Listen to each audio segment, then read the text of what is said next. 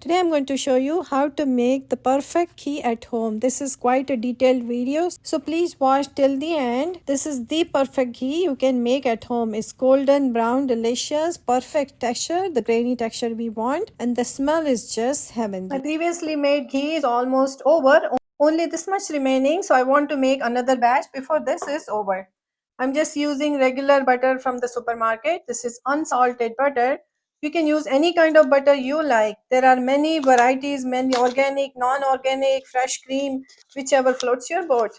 Go ahead and use that kind of butter. I am not really stuck on one kind. I have made with all different sorts of butter, but that tell you the truth, once the ghee is well made, you cannot tell the difference. Believe me. So I'm just going to unwrap these butter sticks.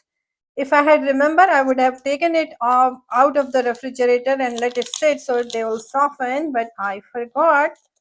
So doesn't matter. We are going to cook it anyway. Make sure there is no paper stuck. And so I'm using this kadai today, but it doesn't matter what pan you use. Just try not to use any non-stick pan. This kadai is okay, but if you wish to use any other pan, it's absolutely fine. Make sure it's big enough and deep enough so when butter is cooking, it's going to boil over. So you do not want that. All the sticks are in. Let's take them to the gas stove. Let's turn on the stove. Heat is on medium. I like to do most of my cooking on the medium heat. Now all we need to do is let the butter melt. It has been 1 minute. Butter started melting, but still it's hard. It's not completely melted. So let's just let it cook on medium to make sure all the sticks are melted. There is no need to stir it constantly. Now it has been 3 minutes and butter has started bubbling. I wonder if you can hear the bubble sound. Let me get you closer. So at this point, I need to stir it. Be careful, it may pop at this point because the butter was super solid and all of a sudden it started hitting the heat, so it's not really happy with me, but doesn't matter, it's going to be happier. So let's just stir it and make sure it melts evenly. I'm going to lower the heat a little bit and let it completely melt. Let's check again. It has been 5 minutes now since I started heating the butter. The butter is almost melted. You can see only this much remaining. So we still need to cook it. So now I want to tell you, even the video will be only 3 to 5 minutes, can you make ghee in 3 to 5 minutes? Absolutely not. It does take time to make ghee. I have never timed myself before, but today I'm trying to give you exact timing. That's why I'm constantly telling you how many minutes it has been. It's melted. I'm going to increase the heat little bit now. And at this point, you have to stand here. You cannot leave it alone and go away, otherwise you might burn the ghee.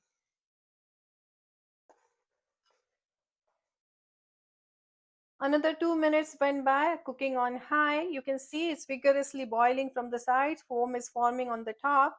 Now I'm going to stop stirring this ghee from the bottom. I don't want to disturb the bottom. I want to form a crust at the bottom, which will be milk solids.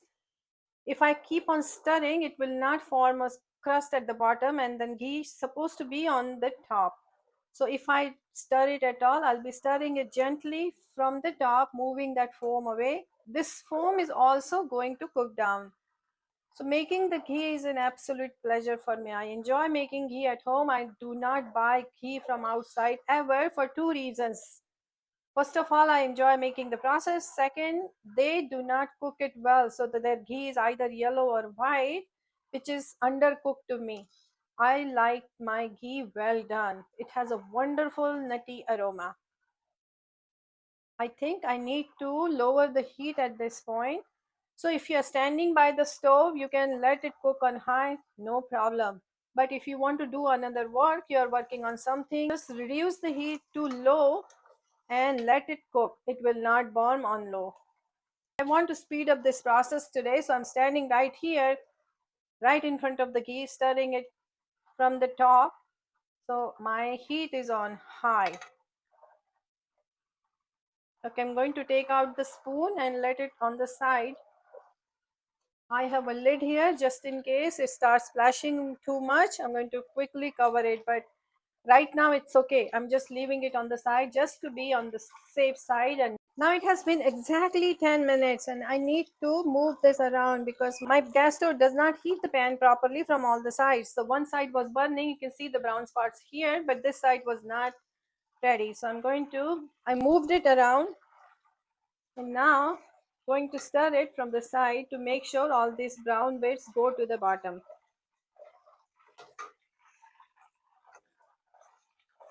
If you notice, I'm stirring it from the top only. I'm not going to the bottom. I want those milk solids form at the bottom, have a crust, so clear ghee will be floating on top. In the meantime, you can tell me where you're watching this video from. Do you make your own ghee or you just prefer buying from outside? Whichever you prefer is fine. There is no right or wrong way. And if you're enjoying the video, please subscribe, share, whichever you want to do with my video. It has been exactly 11 minutes now. You can see the white foam is almost disappeared. Now it's clear bubbles. This is a sign that we are reaching the point where ghee is going to be ready. I'm against scraping it from the sides because I see some brown spots. The heat was on high again. I just moved it to higher from medium. So I'm going to lower it now because I do not want it to burn from the sides. Let's just scrape it and then we're going to cook it for another minute or so. It looks almost done to me. And today I'm going to cook it a little bit under than what I normally do. My ghee is normally quite dark in color. It's like almost coffee color when it cools down. And that's how I like it. I'm ready to switch off the heat now. Ghee looks ready. Let's turn off the heat. And let's check on the ghee. It looks ready. I want to show you the color of the ghee. Because of the foam, it's a little hard to see. This foam will disappear. Don't worry about the foam. Nothing wrong with this foam. It is going to, it will disappear. Just check on the ghee. Now, even though ghee doesn't look quite dark yet or brown, the kadai is super hot. That means it's going to cook the ghee a little bit further and get it to a color I desire. So let's just wait and let this rest. I'm going to move the spatula or spoon out of it and just let it rest here and I'll meet you soon. And time is now 9:24. I have started making this ghee at 9:09 exactly. This is the first time ever I have timed myself to see how much time it takes me to make ghee from 1 pound. Another 2 minutes of resting the ghee. The ghee has reached the color, desired color I wanted. Now I don't want this to cook any further. So I'll show you the trick what I do. I'm going to pick up this pan. It's still very hot. So let's just use a kitchen towel. And I'm going to put the pan inside this cold water. This is kind of a water bath. It's going to bring down our ghee temperature and it will not cook any further. Ghee has cooled down enough now. It's not completely cool. It's still hot and that's when we want to strain it. But I'm going to wipe the bottom of the kadai because even a drop of moisture in the ghee is going to generate fungus. So I do not want to spoil my ghee. I'm going to wipe it down, make sure there is no water droplets at the bottom of the kadai. And now we are going to strain the ghee. You always strain the ghee while it's still warm. This is my old jar, which is almost finished. Do I want to strain fresh ghee in here? Absolutely not. I'll finish this, wash the jar, and for now, for the fresh ghee, I have fresh jar. Always use a fresh jar for fresh batch of ghee. Let's strain it. This is 1 pound salsa jar. I always store those glass jars. I'm a big fan of glass jars. Anytime pasta sauce, salsa, anything else you buy, save the jars. Now brown parts are also coming, but I don't want those. I don't want that brown bit. So I'm going to try to go back and make sure they don't come.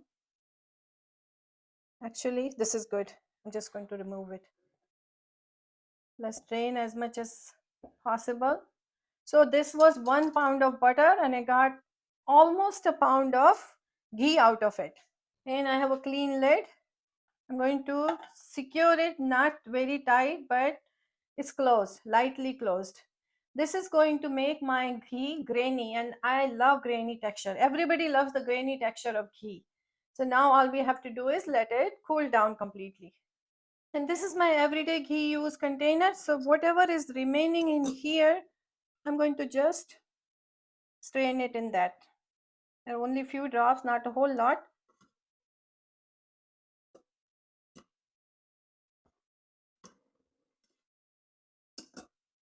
And now let me tell you what I do with this. I'm going to scrape all these brown bits.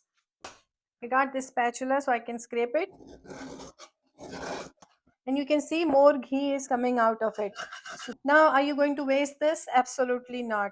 You can add it to curries or dal or anything else. But what I want to do is let it sit for some time. When ghee starts floating on top, I'll remove that ghee, and then I can add some water into this and let it sit. So ghee will float on the top and the brown bits will be at the bottom. That way I'll get most out of it.